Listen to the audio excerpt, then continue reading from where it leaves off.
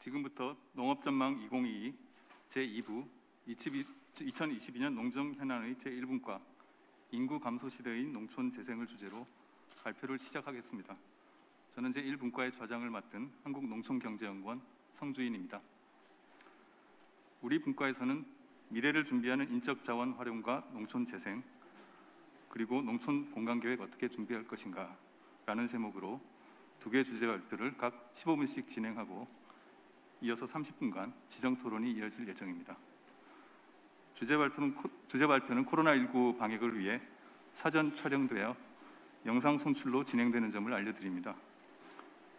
발표 내용 중 궁금하신 사항은 농업전망 홈페이지에서 회원 가입 후 플랫폼 우측 하단에 질의응답창을 통해 남겨주시면 토론과 답변 시간에 참고하도록 하겠습니다. 또한 채팅창을 통해서도 궁금하신 사항을 남겨주시면 행사 담당자들이 실시간 응답 드리도록 하겠습니다. 우리 분과에서는 올해 농촌 정책에서 가장 큰 화두인 두 가지 주제를 준비했습니다. 농촌 재생이라는 타이틀 하에 첫째로 사람의 문제, 둘째로 공간의 문제를 살펴보겠습니다.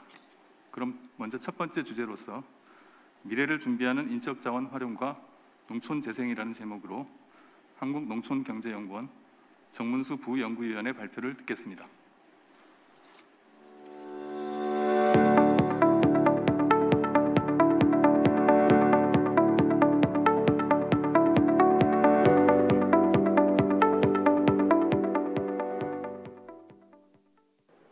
안녕하십니까. 저는 한국농촌경제연구원 정문수입니다. 지금부터 미래를 준비하는 인적자원 활용과 농촌 재생이라는 제목으로 발표를 시작하도록 하겠습니다.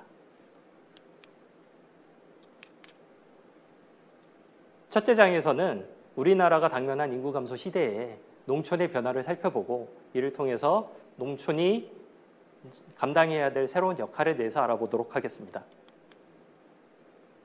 이제 대한민국은 본격적인 인구 감소 시대에 진입했습니다. 2020년 데드크로스 현상을 맞이하게 되었는데요. 이는 사망자보다 출생자 수가 훨씬 더 적은 상황을 일컫습니다. 이러한 추세가 지속된다면 우리나라는 2070년도 기준으로 전체 인구가 3,770만 명 수준으로 감소될 것으로 예측되고 있습니다. 이러한 추세는 OECD 국가 중에서도 극히 예외적인 사례라고 할 수 있겠는데요. 우리나라는 OECD 국가들 중에서도 가장 낮은 출생률을 기록하였고 이에 더해 급격하게 증가하는 고령화율로 인해 사회 전반의 지속 가능성에 위기가 초래되고 있습니다. 한국에서 벌어지고 있는 최근의 인구 감소 추세는 국토 전반의 불균형을 심화시키는 데 일조하고도 있습니다. 서울을 비롯한 수도권을 제외하고 비수도권 지역, 특히 농촌 지역에서의 인구 감소 추세가 더욱더 심각한 상황으로 분석되고 있는데요. 이러한 상황에서 농촌의 문제 혹은 위기도 심화되고 있습니다. 농촌 지역에서 장기간 지속된 인구 유출로 인해서 인구 고령화 추세가 더욱더 심각해지고 있고 이를 통해서 지역사회와 마을의 과소화 문제 또한 농촌이 겪고 있는 문제 중에 하나라고 볼 수 있습니다. 특히 농촌 지역 중에서도 면지역의 고령화 추세가 더욱더 심각한 상황인데요. 이를 통해서 면지역의 평균 연령이 최근 50세를 넘어섰습니다. 농촌의 인구 감소는 청년 세대의 감소를 일컫기도 합니다. 농촌 지역에서는 매년 1만 명가량의 청년들이 농촌을 떠나 도시로 이주하고 있고요. 특히 남성보다 여성의 인구 유출이 심해서 남녀 간의 성비가 불균형하고 있는 문제는 농촌의 큰 문제라고 할 수 있겠습니다. 농촌 지역의 청년의 감소는 뒤이어서 농촌 지역을 어린이가 보기 힘든 지역으로 만들고 있습니다. 이를 통해서 농촌 지역의 교육 여건은 지속적으로 악화되고 있는 상황이기도 합니다. 농촌 지역사회의 인구 감소로 인해서 농촌 지역의 삶의 질 서비스 여건 또한 악화되고 있습니다. 우리 연구원의 삶의 질 정책연구센터에서 작년에 조사한 정주 만족도 조사 결과에 따르면 보건과 복지, 교육, 문화 등 생활 서비스 전반에 걸쳐서 정주 만족도가 도시민에 비해서 훨씬 더 낮은 것으로 조사되었습니다. 그렇지만 농촌 지역에 전혀 기회가 없는 것은 아닙니다. 최근에 그 국가적인 인구 감소 추세는 농촌에 새로운 기회를 부여하고 있기도 합니다. 농촌을 무대로 새로운 생활 양식들이 이제 출현하고 있는데요. 워라밸 혹은 반농 반엑스와 같은 그런 현상이 대표적이라고 할 수 있겠습니다. 이와 더불어 최근에 그 은퇴에 임박한 베이비붐 세대들은 노후 거주지로서 농촌의 전원 지역을 선호하고 있습니다. 이와 더불어서 농촌에 당장 거주하지는 않더라도 농촌에 인연을 맺고 그리고 교류하고 활동하기를 원하는 관계 인구가 부상하고 있기도 합니다. 이와 더불어서 농촌은 높은 잠재력을 가지고 있습니다. 우선 가임 여성 수가 적기 때문에 출생아 수 자체는 적긴 하지만 농촌 지역의 학계 출산율은 도시보다 높습니다. 이와 더불어서 농촌 지역은 풍부한 자연 경관과 생태 환경 혹은 농촌 고유의 공동체 돌봄 문화와 같은 농촌다운 자산들을 가지고 있습니다. 이러한 자산들은 도시에서의 지친 삶을 떠나 농촌에서의 새로운 삶을 모색하려고 하는 도시민들에게 새로운 기회를 허락하고 있기도 합니다. 앞서 말씀드린 바를 이제 종합하자면 농촌은 다음과 같은 역할을 설정할 필요가 있다고 생각이 듭니다. 첫 번째로 국민의 꿈을 이루는 새로운 활동 장소로서의 역할을 맡을 필요가 있습니다. 다음으로 농촌이 보유하고 있는 다양한 지역 자산, 그다음에 경관, 생태 자원들을 활용해서 농업 및 생태 환경을 보존하고 기후 위기에 대응하는 등 국토와 환경 전반에 있어서의 공익적인 기능을 담당할 필요가 있습니다.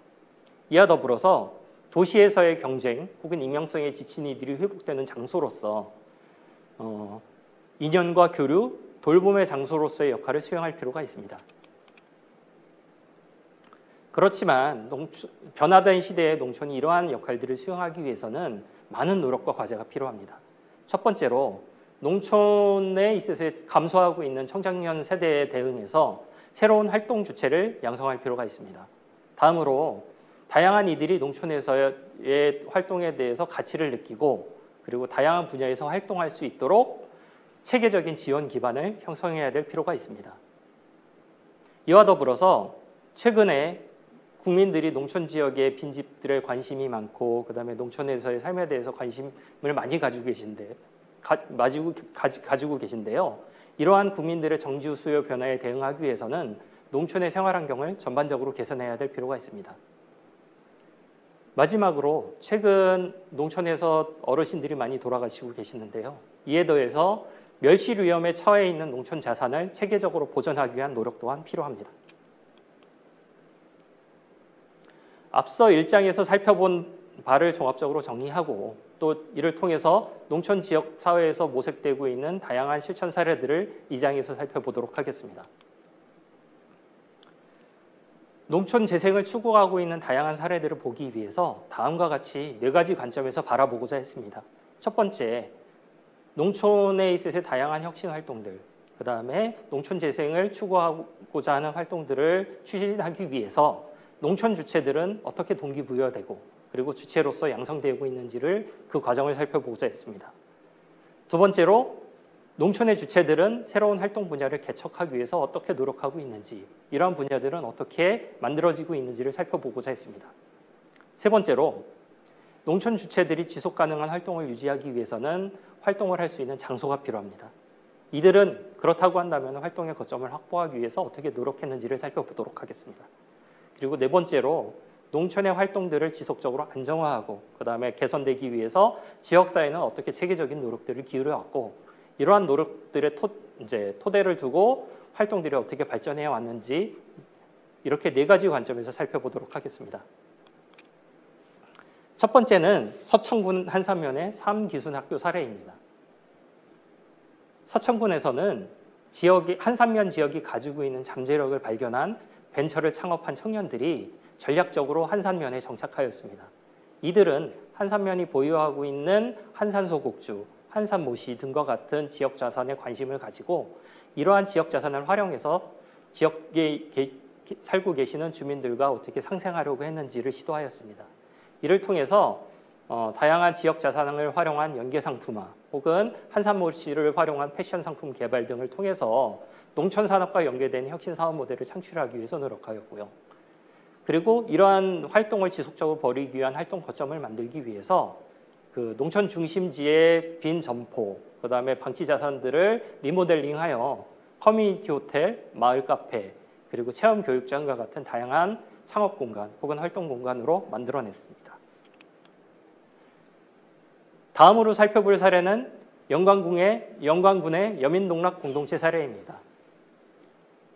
영광군에서는 2007년도에 귀촌한 청년들이 체계적인 지역 실태 조사를 통해서 지역 주민들이 필요한 다양한 활동과 돌봄의 그런 수요들을 파악하고 이를 통해서 체계적인 활동들을 시작했다라고 하는 특징이 있습니다. 처음에는 노인 돌봄 활동에서 시작되었고요. 이를 통해서 경제, 문화의 전반적인 영역으로 확장하면서 지역사회 통합 플랫폼을 구축하기 위해서 노력하였습니다. 이들이 선택했던 방식은 사회적 경제 방식이었습니다. 이들은 주민 참여의 저변을 확대하고 그리고 주민들과 공동 운영 체계를 정비하기 위해서 주민들을 조합원으로 설득하고 이를 통해서 협동조합 방식의 사회적 경제 공동체를 운영하기 위해 노력하였습니다. 이들은 지역에서 이루어지고 있는 모신잎 소편 등 어떤 그런 지역 자산을 활용해서 더불어 삶이라고 하는 경제 공동체를 만들기 위해서 노력하였고요. 그리고 지역사회의 생필품들을 조달하고 판매하기 위한 이동 장터인 동락전방이라고 하는 경제 공동체 또한 만들었습니다. 그리고 지역에 있어서 부족한 그 교육 여건들을 개선하기 위해서 깨움 마을 학교를 조성하여 지역의 학교와 연계해서 교육 문제들을 해결하기 위해 노력하기도 했습니다. 세 번째로 살펴볼 사례는 금산군의 문화복지 배달부 사례입니다. 금산군 주민들은 농촌 중심지 사업이라고 하는 정부 사업을 활용하여 지역에 필요한 어떤 그 문화 서비스를 전달할 수 있는 인력을 체계적으로 양성하였습니다. 지역 주민들이 그 문화 배달부가 되어서 노래 강습, 역사 이야기 전달, 판소리 강습 등 지역의 주민들과 어르신들이 크게 필요로 하고 있는 문화복지 프로그램을 배후 지역의 마을들에 배달하는 역할들을 수행하였고요. 그리고 정부 사업이 종료된 이후에 사업추진위원회가 운영위원회로 전환되어서 주민 서비스에 대한 수요들을 체계적으로 파악하고 이를 통해서 지역사회의 다양한 주체들과 협업을 추진하는 등 서비스 전달의 혁신을 위한 중심적인 역할을 수행하였습니다. 마지막으로 살펴볼 사례는 홍성군의 행복한 여행 나눔 사례입니다. 이 사례에서는 지역 대학을 졸업한 청년들이 농촌, 특히 홍성군 지역사회가 가지고 있는 자산에 관심을 가지고 이를 관광사업화를 추진하기 위해 활용하였습니다. 이와 더불어 홍성군 지역을 방문하고 있는 방문객들에게 어떤 지역사회에 대한 교류와 교감을 형성하기 위해서 지역사회와의 상생관계를 형성하기 위한 그 관광상품들을 만들어내기 위해 노력하였습니다. 지금까지 살펴본 4가지 사례들을 종합해보면 크게 4가지 교훈을 얻을 수 있습니다. 첫 번째로 살아온 활동 주체가 어떻게 형성되었는지에 대한 교훈입니다. 초기 단계에서는 물론 청년들과 같은 소수의 혁신 주체들이 새로운 활동을 시작하면서 출발하게 되었지만 이후에 활동이 확장되고 지역사회의 신뢰를 얻으면서 지역사회 구성원과의 교류, 역할 분담을 통해서 활동의 저변이 확장되었다는 특징이 있습니다. 두 번째로 지역이 가지고 있는 농촌 지역의 내재적인 문제들을 개선하기 위해 노력하였다는 점입니다. 이를 통해서 돌봄, 문화복지 서비스 등 지역에 필요한 다양한 활동들을 전개하는 어떤 혁신적인 문제 해결 방식을 도입했다는 특징이 있습니다. 세 번째로 활동을 안정화하고 발전시키기 위해서 지역에 꼭 필요한 활동 장소들을 발굴하고 만들어내기 위해서 노력하였다는 점입니다. 농촌의 유유시설, 빈 상점들을 지역의 혁신 주체들이 활용할 수 있는 지역 자산으로 활용하였고요. 이를 통해서 배후 마을로 농촌 중심지의 어떤 그런 거점 서비스가 효과적으로 배달되고 전달될 수 있도록 노력하였다는 특징이 있습니다. 네 번째로는 이러한 지역에서의 지역 재생과 관련되어 있는 혁신 활동들을 지원하고 체계적으로 발전시키기 위해서 지역사회 다양한 주체들의 지원을 받았다는 점입니다. 특히 홍성군을 비롯해서 금산군과 같이 사례 지원 이제 속한 지역들은 중간 지원 조직 혹은 민간 협치 조직을 통해서 어떤 그런 지역의 활동들에 필요한 다양한 제반 지원들을 받았고 인력 양성들과 같은 그런 프로그램을 통해서 활동들이 변화되는 계기를 맞이하였습니다. 다음으로 3장에서는 지금까지 살펴봤던 농촌 혁신에 대한 활동 사례들을 통해서 우리가 얻은 교훈을 바탕으로 향후에 농촌 재생의 방향이 어떻게 설정되어야 되고 이를 위한 정책적인 지원의 과제들이 무엇인지 살펴보도록 하겠습니다. 농촌 재생의 방향은 다음과 같이 세 가지로 제시하고자 합니다. 첫 번째로 정주인과 관계인구를 포괄해서 농촌의 활동에 필요한 주체를 육성하는 과제가 필요하다는 것입니다. 농촌의 활동에 있어서 필수적인 요소는 청년을 비롯한 핵심적인 활동, 처음에 활동을 시작하게 된 주체들을 어떻게 형성하는지에 대한 것입니다. 이를 위해서는 농촌의 청년들이 정착할 수 있도록 체계적인 지원 수단이 마련될 필요가 있습니다. 청년의 일자리를 제공하고 그리고 교육과 훈련의 기회들을 보장하며 그리고 청년들이 거주하기 편리한 임대주택을 마련하는 노력들이 이에 해당합니다. 다음으로 농촌에 기여하는 관계인구를 지원해야 될 필요가 있습니다. 당장 농촌에 거주하지는 않더라도 농촌에 인연을 맺고 농촌에 교류하기를 원하는 다양한 도시민들이 그 농촌 지역에 방문 혹은 교류하고 혹은 일시 체류라든지 다지역의 거주를 지원하는 방식의 그런 다각적인 대응이 필요합니다. 이를 통해서 농촌에 거주하고 있는 기존의 정주 인구 그리고 관계 인구가 새로 인연을 맺고 장기적인 신뢰를 회복하기 위한 다양한 실천들이 연계될 필요가 있습니다. 두 번째로는 지속 가능한 농촌 재생을 위한 새로운 지역 단위 플랫폼 구축이 필요합니다. 아까 말씀드렸던 것 같이 농촌의 지역사회에서의 다양한 활동들이 끊임없이 유지가 되고 그리고 성공의 성과들이 다른 주체들에게 전달되기 위해서는 중간 지원 조직 혹은 지역 협의체와 같은 이러한 지역의 당사자들이 다양한 역할들을 수행할 필요가 있습니다. 농촌의 활동의 경험들을 확산하고 그리고 농촌에 필요한 다양한 인력들을 양성하기 위한 그런 과제들이 마련입니다. 이와 더불어서 중앙정부 또한 통합적인 정보 플랫폼을 구축해서 농촌에서의 활동에 관심이 있는 다양한 주체들, 인구들에 대한 정보들을 통합적으로 제공해 줄 필요가 있습니다. 예를 들어서 빈집은행, 재능은행, 농지은행과 같은 그러한 방법들이 필요하다고 여겨집니다. 세 번째로 농촌 재생의 거점을 만들고 이를 거점 간 연계를 위한 어떤 지원 전략 그리고 지역사회의 통합적인 노력들이 필요합니다. 농촌 중심지에 지금 제대로 활용되지 않고 있는 방치된 자산들이 많습니다. 빈 점포, 유류 시설들과 같이 이러한 시설들을 리모델링할 수 있는 그런 방안 그리고 이를 통해서 농촌의 다양한 사람들이 활동할 수 있는 공간을 만들어내는 문제는 중요한 문제라고 할 수 있겠습니다.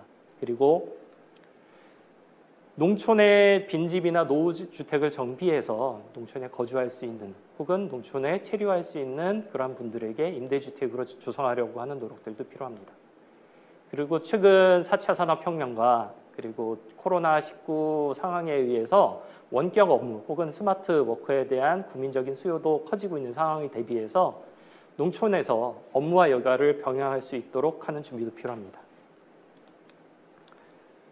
마지막으로 그렇다고 한다면 농촌 재생을 지원하기 위한 농촌 공간계획 그리고 농촌 재생 뉴딜 사업에 있어서의 방향 과제를 설명해 드리도록 하겠습니다.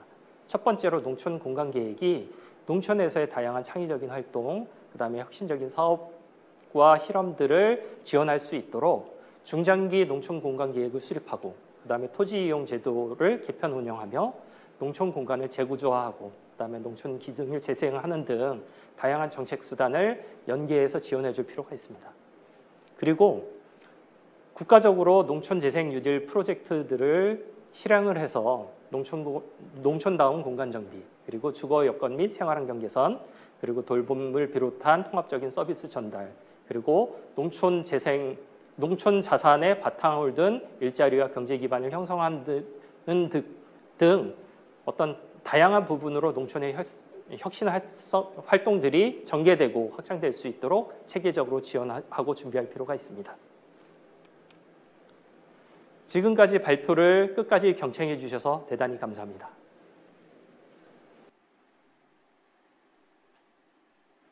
네, 감사합니다. 다음은 농촌 공간계획 어떻게 준비할 것인가 라는 제목으로 한국농촌경제연구원 한희철 부연구위원의 발표가 이어지겠습니다.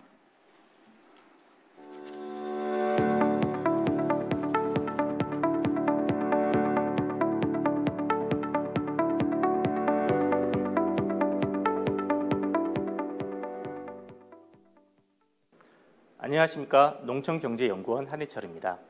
이전 발표에서는 농촌 재생의 시작에 대해서 발표했었죠.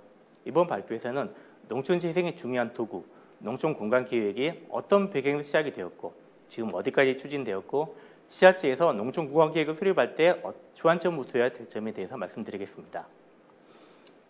귀농귀촌 인구가 매년 증가하고 있습니다. 2020년 총 귀농귀촌 인구 49만 명인데요. 이때 총 농촌 인구가 976만 명입니다. 약 5%에 해당하는 많은 인구가 도시에서 농촌으로 새로운 삶을 찾아 이주하십니다. 물론 많은 분들은 도시 인근에 있는 아파트 단지나 주택 단지로 이주해 가십니다. 하지만 많은 분들은 다시 새로운 삶을 찾아서 일반 농촌 마을이나 원적지 농촌 마을로 이주해 가시죠. 파이어족이라고 있습니다. 소득은 조금 떨어지더라도 자기가 원하는 곳에서 원하는 일을 하면서 원하는 생활하는 사람들을 지칭하는데요. 이런 분들이 농촌에서 늘어나고 있습니다.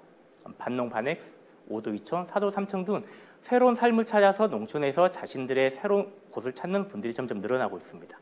특히 최근에 코로나19 이후에 농촌의 저밀도 공간에 대한 공급적인 수요가 늘어나고 있죠. 정부에서는 이런 수요에 맞춰서 농촌 공간을 그들에게 제공해 줄 필요가 있습니다. 그래서 2020년에 저희 연구원에서 국민이 생각하는 바람직한 농촌 모습에 대해 조사했습니다. 가장 많은 응답이 나온 곳이 농촌다운 풍경과 자연환경, 생활 여건이 우수한 곳이었습니다. 그리고 이미 귀농귀촌 한 분 300명을 대상으로 현재 마을을 선택한 이유에 대해서 여쭤봤는데요. 가장 많은 응답이 자연 환경이 우수해서 그리고 주거지 확보가 용이했기 때문이었습니다. 이 종합하면 자연 환경과 여건이 좋은 곳 그리고 주거지 확보가 용이하고 생활 여건이 좋은 곳으로 사람들은 이주해 오십니다. 그런 곳에 대한 공간의 수요가 있고 농촌은 이를 제공해 줄 의무가 있는 거죠. 이를 종합하면 농촌다운 곳이죠. 농촌다운 곳을 정부는 조성해서 국민들에게 제공해야 됩니다. 네, 지금 현실은 어떨까요? 2000년대 초반에 낭비발이라는 말이 있었습니다. 이 당시에는 대도시 인근에 대도시가 확장이 가면서 도시 인근에서 아파트 단지가 들어서거나 공장이 들어선 현상이었습니다. 낭개발을 방지하고 국도 공간을 좀 효율적으로 개발하기 위해서 2003년에 국도계획법이 제정이 되었습니다. 그 후로 20년이 지났습니다. 좀 나아졌을까요? 도시 인근의 낭개발은 좀 더 심해진 것 같습니다.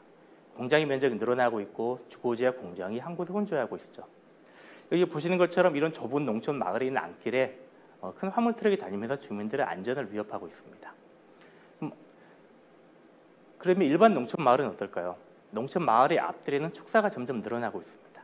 마을의 뒷산에는 태양광 시설이 들어서고 있죠. 농촌의 넓은 들에는 공장, 축사, 태양광 시설들이 점점 늘어나고 있는 상태 현실입니다. 얼마나 축사 공장이 가까이 있을까요? 조사해 보았습니다. 2019년 자료인데요. 주거지로부터 500m라고 하면 농촌 마을에는 앞들 정도에 되는 거리입니다. 공장 같은 경우 전체 공장의 86%가 주거지로부터 500m 이내에 있습니다. 축사는 81%입니다. 가까이 있죠. 축사가 가까이 있기 때문에 축사 악취 문제가 심각합니다. 전체 악취 민원 중 대부분이 축사 악취 민원입니다. 공장이 주거지에 가깝기 때문에 공장에서 발생하는 온갖 유해 물질들이 직접 주민들의 건강에 악영향을 미칩니다. 익산의 장전마을이나 김포의 고물대리 같은 경우는 너무 유명한 사례입니다. 문제는 주거지 안으로 오염물질을 배출하는 공장이나 그런 시설들이 들어오는 걸 현재 법까지는 막을 수 없다는 게 문제입니다.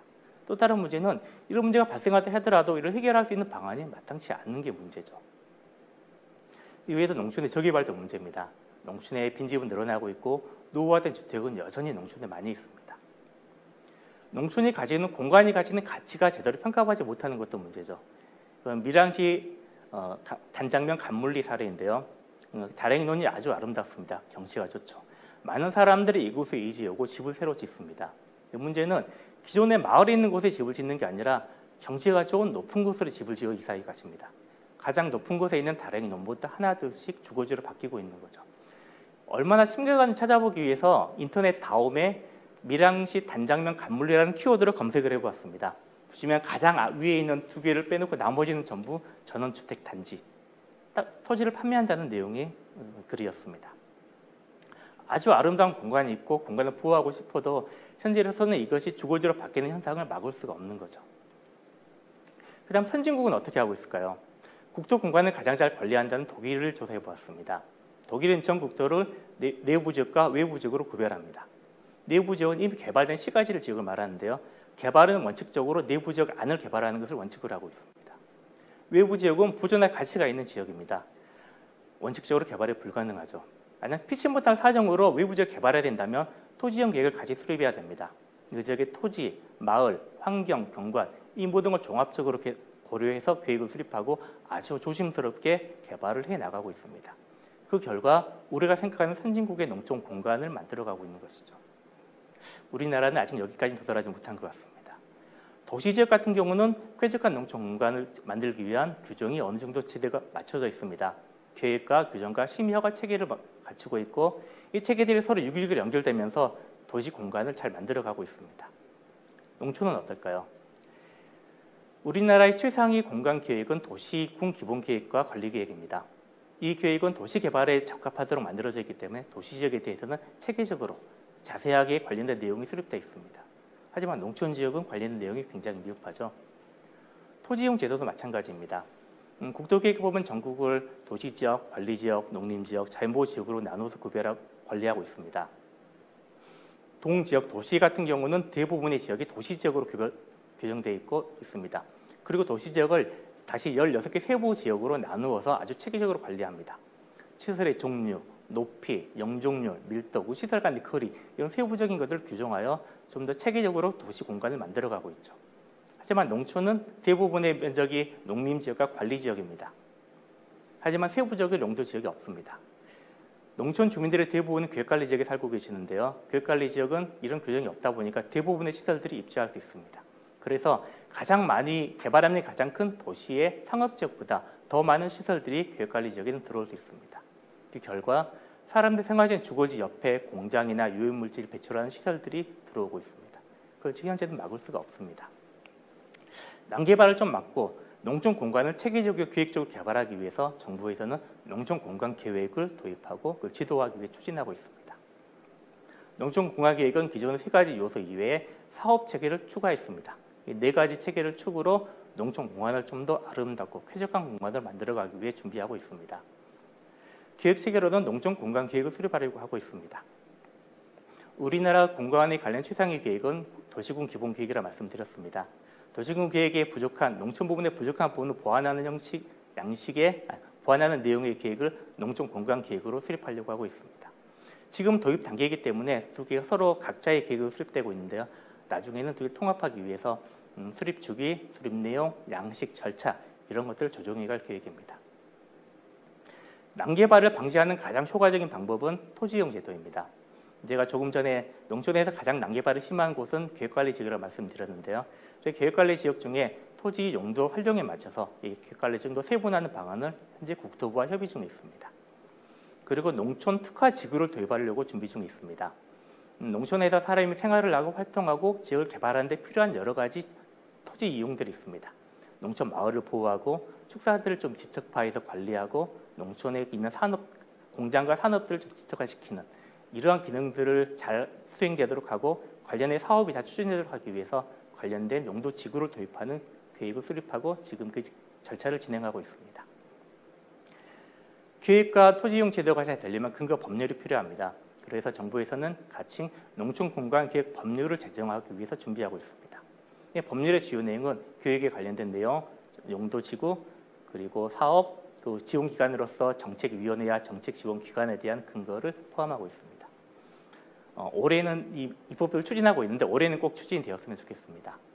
그 사업체계로는 농촌재생 뉴딜 프로젝트를 추진하고 있습니다. 우리나라 농촌 마을의 기본적인 구조는 한 7, 80년대 새마을운동 기간에 만들어진 곳이 많습니다. 그러다 보니 자동차가 진입하기는 마을 안에 있는 길이 좁고 구불구불합니다. 상하수도 제대로 갖춰져 있지 않고 주차장도 없는 곳이 많죠. 이런 농촌의 공간적인 물리적인 환경을 정비한 사업이 농촌 제9조화 사업입니다. 그 농촌에서 자기가 생활할 때 필요한 여러 가지 일들이 있습니다. 일자리도 필요하고 사회 서비스, 여러 가지 사회 서비스도 필요하죠. 이런 시설을 제공하고 잘 이용할 수 있도록 서비스 전달 체계를 바꾸어지는 사업들, 이런 사업을 기능지생 사업이라고 부릅니다. 이 공간 재구조화 사업과 기능지생 사업은 농촌협약이라는 틀로 정부와 지자체가 협약을 맺어서 추진하려고 준비하고 있습니다. 제도화를 그냥 하기에는 문제점들이 많죠. 그래서 실제 제도화를 진행을 하면 어떤 문제점이 발생하고 이 해결책은 무엇이 있을까, 그걸 알아보기 위해서 시범 계획과 시범 사업을 정부는 추진하고 있습니다. 2020년에 12개 농촌협약 시군을 선정을 해서 농촌공간계획과 농촌공간 전략계획과 농촌생활 활성화 계획을 수립했었습니다. 그리고 작년에는 20개 시군을 선정해서 똑같은 일을 하고 있죠. 2020년에 9개 시군에서 농촌공간 정비 계획을 수립했습니다. 그중에 5개 시군을 선정해서 농촌 정비 사업을 지금 시범 수행하고 있습니다. 올해는 40개 시군을 선정하여 추진할 예정입니다. 많은 지자체에서 지원해 주셨으면 감사하겠습니다. 시범 계획을 수립하고 시범 사업을 진행하다 보니 이런 점들은 좀 아쉽다, 이런 좀 주안점을 두어서 강조했으면 좋겠다는 내용들이 있었습니다.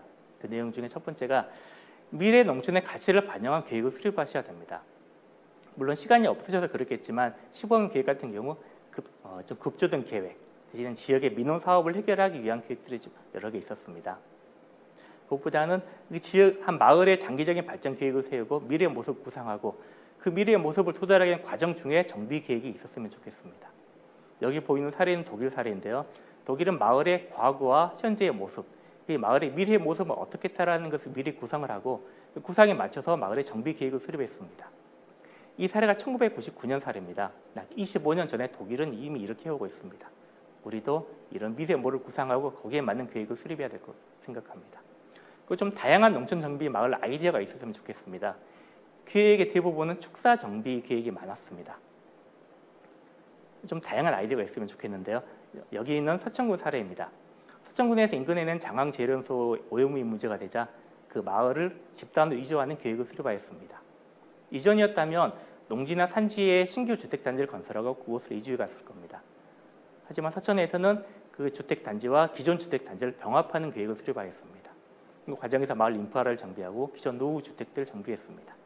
그리고 복잡한 도로를 좀 더 체계적으로 쉽게 바꾸고요. 거기에 맞춰서 토지를 필지를 정리하고 그 과정에 토지 황질 방법을 이용해서 필지를 정비했습니다. 좀 다양한 아이디어가 있을 수 있습니다. 그리고 축사를 철거하고 그 자리는 보통 시범 계획에서는 임대주택을 건설하고 마을 커뮤니티 시설을 설치한다는 계획이 주류였습니다. 하지만 다른 사업도 있죠. 여기는 화순군 사례입니다. 악취를 발생하는 축사를 정비하고 그 자리에 내수면 양식 단지를 조성하고 그리고 수산식품 거점 단지를 조성하는 사업 계획을 수립하였습니다. 이 사업들은 해수부 사업으로 추진했었는데요. 단순히 농식품부의 사업 영역뿐만이 아니라 다른 부서의 사업 영역까지 확대해서 연계 사업으로 추진하면 훨씬 더 좋은 효과를 얻을 수 있을 것이라 생각합니다.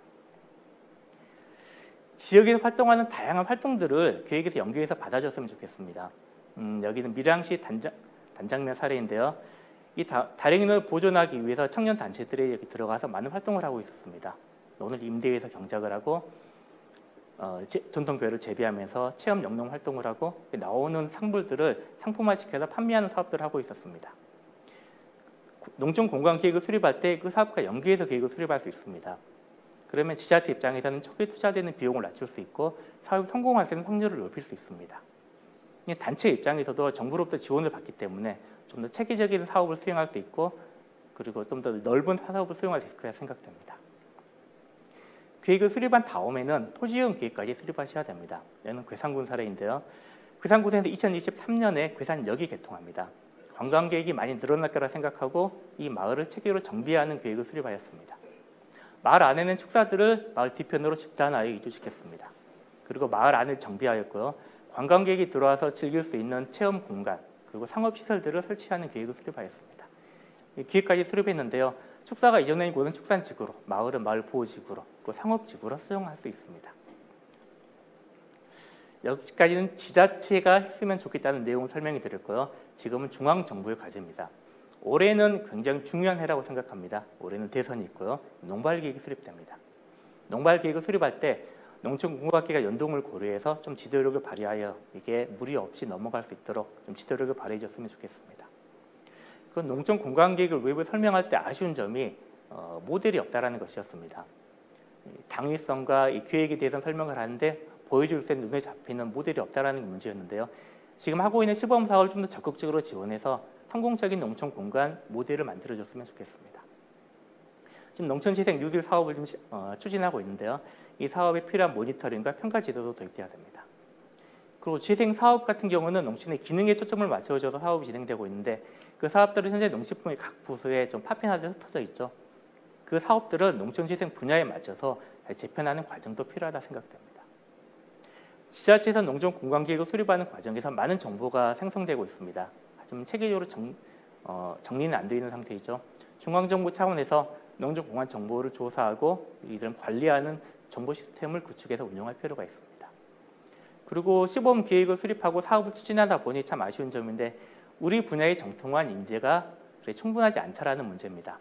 중앙정부에서 좀 더 체계적인 계획을 가지고 농촌계획 분야 인재를 양성하기 위한 지원을 했으면 좋겠습니다. 네, 이상 발표를 마치겠습니다. 네, 준비한 주제 발표를 모두 들었습니다. 발표를 해주신 두 분께 다시 한번 감사드립니다. 지금 우리는 국가적인 인구 감소 위기를 맞고 있습니다. 하지만 동시에 농촌은 새로운 잠재력을 지닌 곳으로 조명받고 있습니다. 이런 잠재력을 살려서 균형 발전과 국민 삶의 질 향상 그리고 농촌 활성화를 위해 필요한 과제들을 찾아보고자 우리 분과를 기획했습니다. 그래서 새로운 인적 자원을 확보하고 활용하는 문제 그리고 지속 가능한 농촌을 위해서 공간계획 제도를 도입하는데 올해 역점적으로 준비할 일들에 대해서 논의했습니다. 그럼 이 두 가지 주제 발표를 바탕으로 본격적인 토론을 진행하겠습니다. 자리를 정리한 동안 잠시 준비한 영상을 보시고 토론을 시작하겠습니다.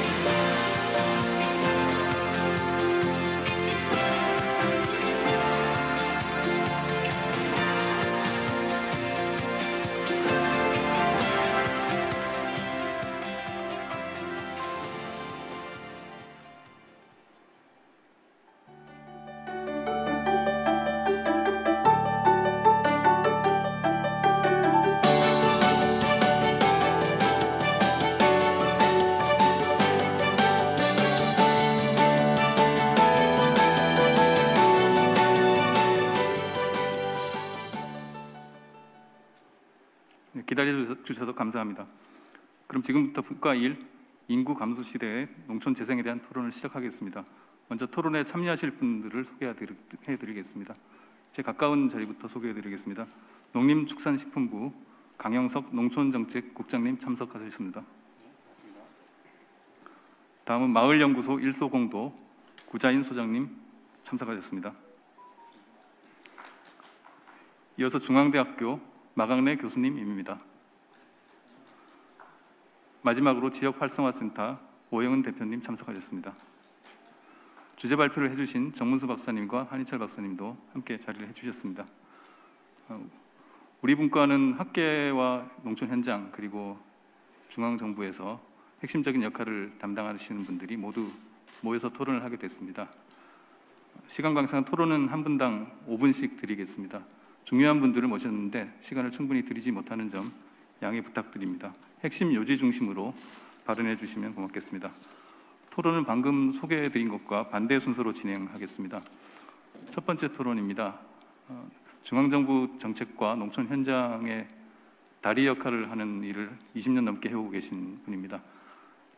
지역활성화센터 오영은 대표님께 첫 번째 토론을 부탁드리겠습니다. 네, 안녕하세요. 오영은입니다. 오늘 이렇게 앞으로의 미래의 농촌의 모습에 대한 고민을 다시 한번 해보고 그리고 현재 지금 우리가 무엇을 준비해야 될지에 대한 고민들을 해볼 수 있는 시간에 같이 논의할 수 있는 자리에 초대해 주셔서 감사합니다. 농촌의 인구가 전체 인구의 18.8% 정도 된다고 앞에서 데이터에서도 이야기를 하고 있고요. 특히 면부는 10분 중에 3분 이상이 이제 65세 이상의 인구, 고령률 30%를 이야기하고 있습니다. 면의 중위 연령 인구는 51세에 가깝게 지금 보여지고 있는데요. 실제로 농촌 마을에 들어가면 그것보다 훨씬 더 연세가 많다는 것을 느낄 수 있고요. 그나마 요즘 최근에 읍 지역에 간혹 청년들 들어와서 살려고 하는 청년들을 보면서 이들에게는 이 농촌이 새로운 삶의 공간으로 인식되고 있구나라는 생각을 하게 됐습니다. 그래서 오늘 인구 감소 시대의 농촌 재생에서 저의 토론은 첫 번째는 앞에서 발제했던 것과 마찬가지로 첫 번째는 사람을 어떻게 연결시킬 것인가, 그리고 두 번째는 농촌의 공간을 환경의 관점에서 어떻게 볼 것인가에 관한 이야기들을 좀 해보고 싶습니다. 최근의 청년들을 보면 앞으로의 내가 나의 미래를 위해서 지금을 참고 살아야지 하는 방식보다는 현재의 만족을 지향하면서 살아가는 청년들이 많아지는 것 같고요. 또 삶의 질을 조금 더 나은 삶의 질, 그러니까 슬리퍼를 끌고 가까운 곳에서 편의점에 가서 뭔가를 먹을 수도 있고 가까운 곳에 카페도 있고 이런 이제 좀 더 삶의 질을 높일 수 있는, 제고할 수 있는 방안들을 계속 고민하고 있는 것 같습니다. 그리고 무엇인가를 소유하기 위해서 저축하거나 이런 방식의 삶도 물론 중요하지만 경험하기 위한 삶에 대해서 본인의 개인적 취향, 계치라고도 불리기도 하던데요. 그것을 존중받고 다양성을 추구하는 이런 삶에 좀 더 집착하면서 살아가고 있는 것 같습니다. 그런 청년들의 입장에서 보면 새로운 삶의 공간인 농촌은 새로운 삶의 공간으로 아마 인식이 되고 있다는 생각이 들었습니다. 농촌은 청년들과 또는 농촌에 와서 무언가 활동하고 싶어하는, 교류하고자 하는 사람들과, 또는 농촌에 살고 있지는 않지만 농촌에 관심을 가지고 관계 자체가 돼서 관계 인구가 돼서 새로운 구성원이 되고자 하는 사람들과의 연결을 통해서 새로운 공동체를 만들어 나가고, 그 공동체가 지역사회의 새로운 주체로 지역의 문제를 함께 고민하고 함께 살아갈 수 있는 방안들을 고민하기 위한 것들에 대한 관점과 정책이 필요하다는 생각이 들었습니다. 얼마 전에 일본의 노토반도에 있는 노토대학에서 청년들에게 도시에 있는 사람들에게 노토에 와서 한번 경험을 해보세요라는 것을 홍보하는 문구를 본 적이 있었는데요. 거기에 그렇게 되어 있더라고요. 기후위기, 환경위기에 대응하고 저밀사회를 바라보고 저밀사회에 살아가는 방식을 익히려면 지금 이 농촌에 와서, 농촌인 노토에 와서 삶을 살아봐야 한다. 그래야지 앞으로의 미래를 살아갈 수 있는 삶의 힘을 키울 수 있다. 당신의 새로운 커리어를 찾기 위해서, 커리어를 쌓기 위해서 농촌에 와라, 이렇게 홍보하고 있는 걸 봤습니다. 마찬가지로 농촌은 그런 관점에서 보면 새로운 청년들의 일자리, 또는 지금 기존에 해왔던 창농이나 취농의 방식이 아닌 새로운 창업, 또는 심지어는 지역의 여러 가지 일자리, 시민사회 일자리에 함께 할 수 있는 취업으로서 경제적 자립을 하고, 또는 그 지역사회의 공동체의 주체로서 기능을 할 수 있는 방안들을 찾아내야 될 필요가 있을 것 같고요. 그렇게 하기 위해서는 과거에 했던 월세 지원이라든지 주택 지원이라든지 교통비 지원 같은 단순한 지원 방식이 아니라 그들이 이곳에서 지속적으로 살아갈 수 있도록 하기 위한 여러 가지 인프라를 어떻게 만들 것인가라는 것이 되게 중요하다는 생각이 들었습니다. 도시 청년들이 농촌에 들어간다는 것은 사실은 아무 연고도 없이 농촌 지역에 가서 새로운 사람들을 알고, 또 본인이 평소에 경험해보지 않았던 농촌의 새로운 삶의 방식을 접근해야 되고, 또 그들 사회에 들어갈 수 있는 여러 가지 다양한 것들을 찾아내야 되는 과정들이 있기 때문에 그 과정들을 농촌 지역이 좀 더 잘 만들어서 그들이 좀 더 쉽게 정보를 제공받고 또 쉽게 지역사회에 어울릴 수 있는 기회를 제공하도록 하는 것이 필요하다는 생각이 들었습니다. 그래서 앞서 발제자도 말씀하셨지만 그런 정보들을 제공할 수 있는 빈집은행이라든지 또는 일하는 것들과 관련돼서 할 수 있는 다양한 플랫폼들을 말씀하셨는데요. 최근엔 도시지역에서도 이런 유사한 형태의 플랫폼들이 나타나고 있는 것 같습니다. 어쩌다 마을, 어서와 마을이란 이름의 약자로 어마어마라는 플랫폼이 최근에 오픈이 됐는데요. 농촌에서 일자리를 찾고자 하는 도시에 있는 사람들에게 좀 특화된 일자리 또는 유연한 근무가 가능한 일자리 또는 단기 일자리 이런 것들을 잘 알려주고 그것이 지역사회에 어떤 가치가 있는 일인지 또 도시 사람들에게 그 활동이 어떤 의미가 있는지를 잘 전달해주기 위한 민간 플랫폼이 등장을 하고 있고요. 빈집은행 같은 경우에도 그냥 빈집이 있어요가 아니고 이 빈집을 찾아내고 그 빈집을 어떻게 활용하면 될지에 대해서 정보도 같이 제공해주고 소유자의 동의도 얻어내는 방식의 그런 여러 가지 집들을 활용할 수 있는 단지 빈집을 소유하는 방식이 아니고 그것을 체험하거나 활용할 수 있는 방안들의 정보를 제공하는 그런 민간 플랫폼들이 더 다양하게 나타나고 있는 것을 볼 수 있습니다. 이런 일들이 지역에 좀 더 다양한 방식으로 일어날 수 있었으면 좋겠다. 그래야지 지역사회와 또는 도시 사람들과의 관계가 만들어질 수 있는 구조가 만들어질 수 있겠다 생각이 들었습니다. 두 번째는 환경에 관한 이야기인데요. 물론 이제 앞서 말씀하신 계획 체계, 규정, 심의 허가 또는 사업을 통한 인센티브에 대한 구체적인 시나리오도 단계별로 필요하겠지만 또 하나는 그 땅의 용도뿐만 아니고 그곳에 활동하는 사람들의 활동을 통해서 그 공간의 용도를 다양하게 만들고 그 공간을 관리할 수 있는 주체, 결과적으로 말하면 생태 환경을 관리할 수 있는 그런 주민들의 주체들을 육성하고 그들이 이 공간의 용도와 공간의 활동의 가치들을 더 다양하게 만들 수 있는 것들이 필요하지 않을까 이런 생각이 들었습니다. 이상입니다. 네, 고맙습니다. 시간을 충분히 못 드려서 죄송합니다. 두 번째 토론자는 중앙대학교 마강래 교수님입니다.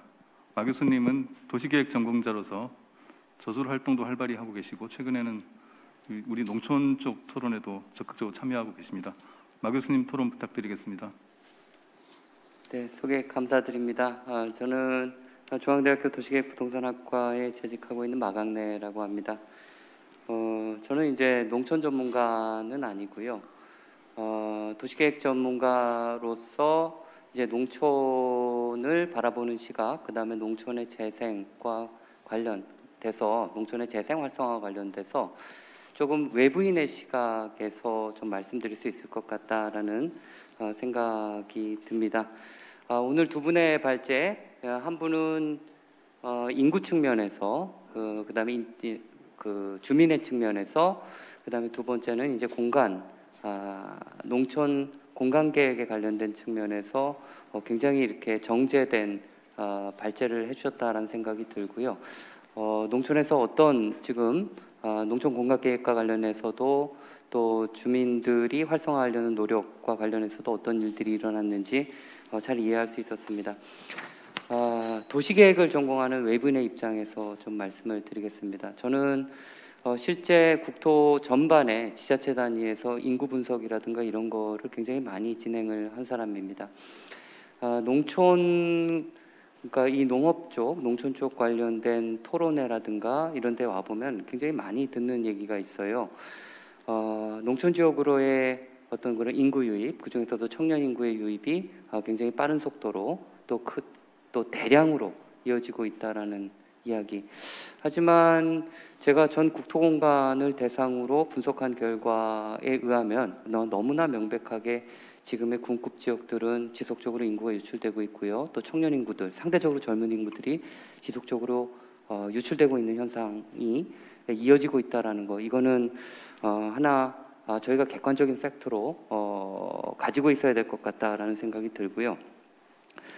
도시계획을 하는 입장에서 이제 농촌계획, 또 특히 도시공간계획을 하는 입장에서 농촌공간계획과의 어떤 그런 연구의 어프로치의 어떤 그런 차별성이라든가 차이를 갖다가 제가 잠깐만 말씀드리면요. 최근에 도시계획을 할 때는 굉장히 매크로한 부분부터 시작을 합니다. 그러니까 예를 들어서 산업구조의 변화, 지금 산업구조가 어떤 식으로 변화하고 있는지, 또 인구 구조의 변화가 어떤 식으로 전개되고 있는지, 또 가구 수의 변화라든가 이런 등등, 플러스 이것과 연관된 공간의 변화에 대한 매크로적 분석을 메가 트렌드로 놓고 이 트렌드를 저희가 저항하는 게 아닌 어떻게 이 트렌드를 등에 업고 도시를 좀 더 바람직한 공간으로 발전시킬 수 있을 것인가 라는 조금 더 큰 논의부터 시작을 해서 구체적인 논의까지 끌어가는 작업을 하고 있다는 겁니다. 근데 제가 사실 농촌 쪽에서 보면은 외려 굉장히 이렇게 세부적인 단위에서의 프로그램 중심으로 소개가 되고 그 프로그램들이 일반화돼서 뭔가 결론을 도출하게 되는 어떤 그런 어프로치를 취하고 있다는 겁니다. 그래서 실제 굉장히 이렇게 반대 방향으로 연구가 진행되고 있다는 것 하나 말씀드릴 수가 있을 것 같고요. 아까 인구 감소와 관련해 가지고 시간이 굉장히 부족하네요.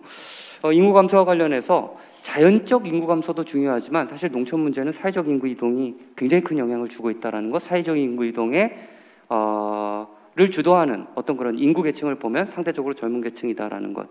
상대적으로 젊은 계층이 지역을 등지는 이유는 실제 저희 도시계획학에서도 굉장히 많이 얘기합니다.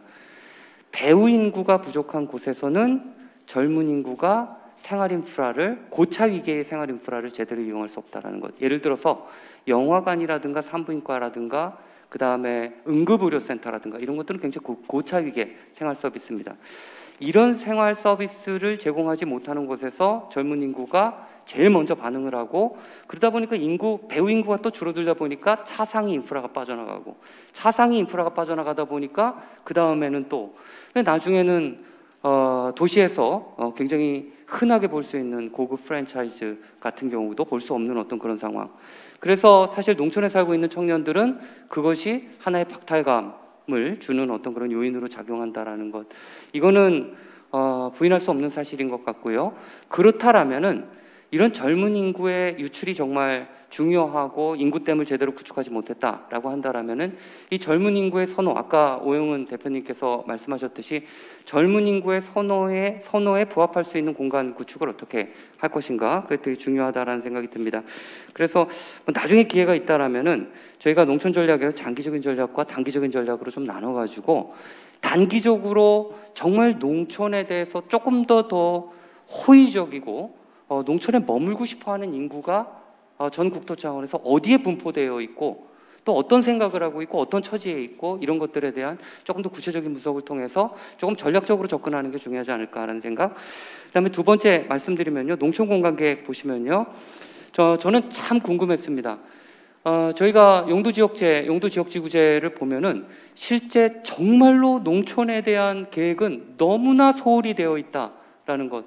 농촌이 차지하고 있는 사이즈가 도시에 비해서 엄청 큼에도 불구하고 이런 계획이 너무나 허술하고 없었다라는 겁니다. 그래서 이거에 대해서 정말 이제는 정말 본격적으로 논의가 진행돼야 된다라는 어떤 그런 생각이 드는데, 제가 이제 최근에 진행되는 상황을 보면 크게는 두 가지인 것 같아요.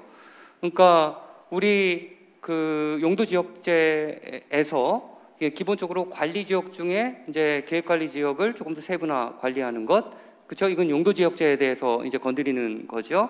그 다음에 또 하나가 용도 지구를 좀 엎어가지고 농촌적 성격을 좀 더 가미하고 농촌을 좀 더 계획적으로 관리할 수 있는 방법.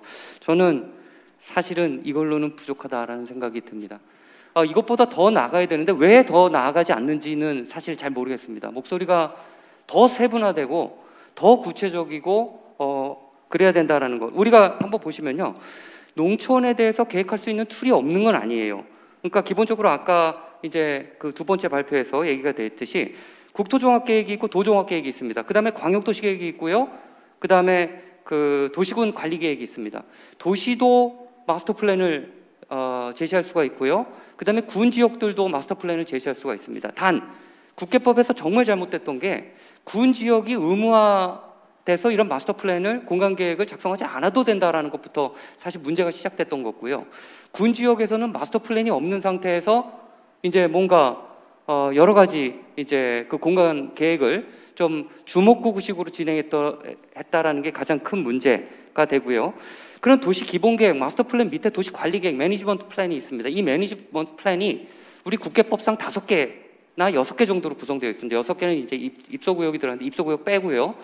5개로 진행이 되는데 이 5개 내에 농촌계획이 어떻게 달라붙을 수 있는지, 여긴 정비계획까지 다 포함하는 개념입니다. 그래서 이런 관리계획을 어떻게 구체화할 수 있는지, 만약 여기에 빠진 부분이 있다면 보충하는 게 좋겠지만 기존의 계획이 있는데 이게 세분화되고 제대로 활용하지 못했다라면은 기존의 계획 체계 속에서 조금 더 세밀하게 정밀하게 하는 게 더 필요하지 않을까라는 생각. 다시 한번 말씀드리면은 저는 지금 제시하고 있는 어떤 그런 수준도 좋지만 이것보다 더 구체적이고 세분화되고 조금 더 적극적인 어떤 그런 농촌 공간 계획 정책이 나왔으면 좋겠다라는 바람입니다. 이상입니다. 예, 농촌 정책에 대해서 애정을 갖고 여러 가지 말씀해 주셔서 감사드리고요. 다음번에 또 충분한 시간을 갖고 말씀하실 그런 기회를 드리도록 하겠습니다. 세 번째는 구자인 박사님입니다. 그 농촌 정책이 현장에서 작동해야 된다, 이걸 늘 강조하시는 분인데요. 마을연구소 일소본부 구자인 소장님께 토론 부탁드리겠습니다. 네, 반갑습니다. 구자인입니다. 저는 하여튼 현장 주민의 입장에서 여러 가지 정책의 흐름을 좀 평가하고 앞으로 가야 될 방향에 대해서 간단하게 좀 말씀드려 보겠습니다. 첫 번째로 농촌 재생, 농촌 공간계획 관련해 가지고 현장에서는 나름대로 여러 가지 열심히 살고 있는데 왜 이렇게 농촌이 어렵게 계속 가는지, 희망이 자꾸 좌절되는지, 이 부분에 대해서 저는 기본적으로 큰 틀에서 보자면 국가 정책의 책임을 여전히 물을 수밖에 없다 봅니다. 여전히 균형 발전을 이야기하면서 메가시티 논의로 빠진다든지 현장까지 내려와서 정책 토론이 이루어지는 게 아니라 중앙에서 직접 대부분 다 정책 결정이 이루어지고 세부 사업이 진행될 때 그때 참여하도록 만드는 구조는 여전히 반복되고 있다고 봅니다. 이 부분에 대해서 분명히 현장 주민들의 의견이 반영될 수 있는 정책의 구조를 만들어내지 않으면 실패에 대한 책임도 국가 정부 차원에서 져야 된다고 분명히 말씀드리고 싶습니다. 두 번째로는 여러 가지 좋은 자료들을 많이 생산하고 있지만 현장에서는 읽을 자료가 없습니다. 역시 사업 지침이라든지 보고서를 보면 너무 어렵게 돼 있고 전문가조차도 그 분야에서 조금 떨어져 있으면 이해하기 힘들 정도로 너무 난해한 이야기들이 많이 있습니다. 이걸 좀 더 주민들과 공부할 수 있는 학습 구조의 자료를 좀 더 많이 생산하면서 토론해야 될 것이라고 봅니다. 예를 들어 인구 통계를 보더라도 너무 거시적인 통계를 많이 동원하다 보니 우리 동네 실정하고 감이 전혀 안 맞습니다. 예를 들어 농촌 마을에 살고 있는 분들은 여전히 고령화율 마을에 50대 60대가 막내라고 하는데 인구 통계상은 그렇게 드러나지 않습니다. 인구 통계가 굉장히 헛수가 많고 실제 상주하는 인구를 반영하지 못하는 지표를 가지고 계속 논의하는 게 아닌가. 그리고 읍면 단위도 반영하지 못하고 군 단위 전체를 다루다 보니 퉁쳐가지고 다 넘어가는 그런 형상인 것 같습니다. 5년마다 하는 인구 센서스 자료도 정확하게 공표가 안 되고 분석도 안 되는 게 우리 현실인 것 같습니다. 또 한 가지는 지금 축사라든지 공장을 다 혐오시설로 이야기하고 단지화시켜서 마을에서 멀리 쫓아내려고 하는 건데 과연 근본적으로 봤을 때 그게 옳은 자세냐에 대해서 저는 의문을 가집니다. 원래 마을 내에 축산과 같이 공생하면서 유축 경농을 해야 되는데 이게 축산을 규모화시키고 마을에서 멀리 골짜기로 보내다 보니 더 관리가 안 되고 더 혐오시설이 되고 농촌의 부하만 더 크게 만드는 게 아닌가 싶습니다. 원래 마을 가까이 있으면서 통제도 받아야 되는 게 축산이고 또 공장도 수도권에서 혐오시설을 넘어오는 공장이 어떻게든 통제를 해야 되겠지만 마을 가까이에서 일자리로서 원래 설계했던 농공단지를 염두에 둔다면 마을 가까이에서 공장이 분명히 있어야 될 거라고 봅니다. 그런 공장 자체를 친환경적으로 바꾸는 노력들을 해야 되는데 멀리 보내는 것만으로 장점이냐는 아닐 거라고 봅니다. 물론 단지화도 필요하긴 하겠지만 계획적인 입지라는 차원에서는 그렇지 그걸 너무 멀리 보내고 마을과 하여튼 거리를 많이 두는 걸로 해가지고 해결되는 문제는 아닐 거라고 봅니다. 이런 문제를 극복하기 위해서라도 마을 내에서 거기 읍면 단위에서 우리 지역의 발전 구상을 하고 거기에 어떻게 문제를 풀어갈 것인지 이 답을 지역사회 내에서 찾고 동의가 되지 않는다면 농촌 공간계획의 여러 가지 구상들도 쉽게 실현되기가 어렵지 않겠나 싶습니다. 세 번째로는 여러 가지 정책 구상을 할 때 기초지자체에 대해서 대부분 다 정책 설계를 다 이야기하시는데 중앙과 광역에 대한 체계는 여전히 고민이 없는 것 같습니다. 뭐 농촌협약도 그랬지만 대부분 다 기초지자체는 이렇게 시스템을 짜면 좋겠다고 이야기하면서 사업은 기초지자체 다 내려보내지만 광역의 역할은 없고 중앙정부 차원의 민간 협치의 정책 결정 과정도 생략되고 이게 문제가 있다고 봅니다. 네 번째로는 지금은 사업 중심에서 사람과 조직을 관점에서 생각하자는 이야기는 많이 나오고 있는데 실제 계획이 설계될 때, 정책 사업이 설계될 때는 많이 빠지는 것 같습니다. 정책의 칸막이는 여전히 심각하고 예를 들어 농촌 건강계획 관련해서도 도시계획, 군계획은 담당 부서와 농촌 건강 전략계획, 농촌 건강계획은 담당 부서가 또 다르다 보니 협력 체계가 전혀 없습니다. 도시재생 전략계획도 또 별도 부서고 중장기 계획을 너무 남발하고 있고 다른 부서에서 수립하고 협력이 없다는 게 큰 문제라고 봅니다. 그래서 사람과 조직에 좀 더 많은 관심을 가지고 이게 현장에서 어떻게 작동되고 있는지를 들여다보면서 정책의 개선 방향을 찾아야 될 것이라고 봅니다. 마지막으로 저는 지금 당면한 과제로 보자면 농식품부가 행안부와 좀 더 많은 협조 체계를 가졌으면 좋겠다는 게 생각입니다. 현장 관점에서 보자면 저희들 농촌 지역의 주민자치회로 전환되는 문제라든지 지금 행정리 마을에 있는 이장제도, 새마을 조직 이런 관련해서 보자면 농촌 정책과 행안부에서 하고 있는 여러 가지 정책들이 협력해야 될 부분이 많다 봅니다. 특히 최근에 나오는 지방소멸 대응기금 사업도 결국은 다 농촌 정책하고 다 맞물릴 텐데 담당 부서가 어디냐에 따라서 협조 자체가 완전히 달라질 수가 있습니다.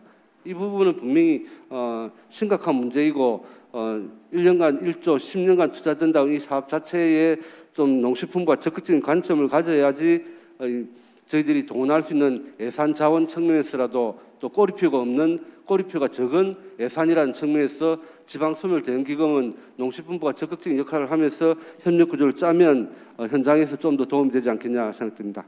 이상입니다. 예, 고맙습니다. 말씀해 주신 데 대해서 계속 현장에서 다듬고 검증하는 작업이 필요할 거라고 생각합니다. 마지막 토론입니다. 농식품부 강영석 국장님께 부탁드릴 텐데요. 국장님은 작년 초부터 농촌정책 업무를 맡으시면서 농촌재생 뉴딜과 공간계획이 이렇게 자리 잡도록 하는데 1년 넘게 매진하고 계십니다. 국장님께 마지막 토론 부탁드리겠습니다.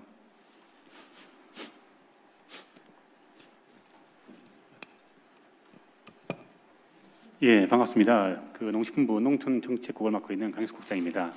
제가 이제 농촌국을 맡은 지 1년이 됐는데요. 제가 처음 맡으면서 어떻게 일을 해야 일을 이제 임무를 수행했다고 할 수 있을 것인가 판단 기준으로 뭐가 될 것인가 고민을 해봤습니다. 일반적으로 이제 보면 농촌 그러면 도시와 대비되는 개념을 많이 생각합니다. 도시 그러면 뭐 인프라가 풍부하고 사람도 많고 잘 사는데 농촌 그러면 도시에서 살다가 이제 쉽게 말하면 할 일이 없다. 농사나 짓자.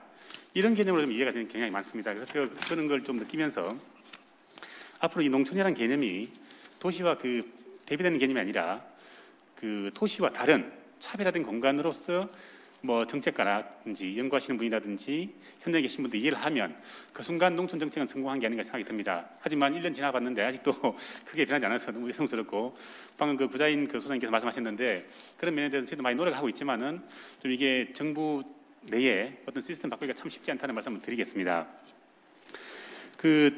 사실 우리는 마을에 살고 있기도 하고 또 크게 보면 도에 살고 있기도 하고 또 크게 보면 국가, 더 크게 보면 이제 전 세계에 살고 있죠. 그런데 세계적으로는 탄소 중립 문제가 가장 큰 문제고요. 우리나라 보면 지역 소멸, 양극화, 이제 도시나 농촌에 들어가 보면 뭐 이제 고령화도 있지만 가장 큰 것은 공동체 소멸 문제입니다. 이 세 가지 문제의 가장 공통점이 뭐냐면은 생태계 문제라고 볼 수 있습니다. 건강한 사회 문제, 그런 문제인데 그런 측면에서 오늘 발표해 주신 게 인력 문제, 공간계획의 재생 문제, 특히 이제 사람과 공간에 대해 발표해 주셨는데 이 두 가지 문제가 이 건강한 사회라든지 생태계를 이루는 가장 기초라는 점에서 굉장히 좀 주제 선정이 잘 됐고 특히 발표를 해주신 걸 들으면서 많은 정책적인 씨앗을 얻었습니다. 그래서 너무 감사를 드리고요. 제가 드릴 말씀은 궁금하시겠지만은 정부가 어떤 프레임을 가지고 일을 하고 있는지에 대한 말씀을 드리겠습니다. 인력 그러면 보통 이제 저희들이 예전에 생각했던 건 겁니다. 농업 인력. 젊은 사람이 줄어서 농사를 못 짓겠네 이런 생각이었습니다. 그러다 보니까 젊은 사람이라든지 농업계 학생들을 많이 이제 끌고 오는 그런 정책이 1980년대 이후에 후계 농업 제도라든지 포함해서 많이 됐습니다. 근데 이제 지금은 아까 말씀드렸듯이 그것보다는 사실 그 농촌에 인프라가 없다. 그런데다가 그 젊은 사람 데리고 온다는 건 사실 무책임할 수 있습니다. 근데 지금 그 농촌의 농촌뿐만 아니라 도시의 젊은 사람은 생각이 다릅니다.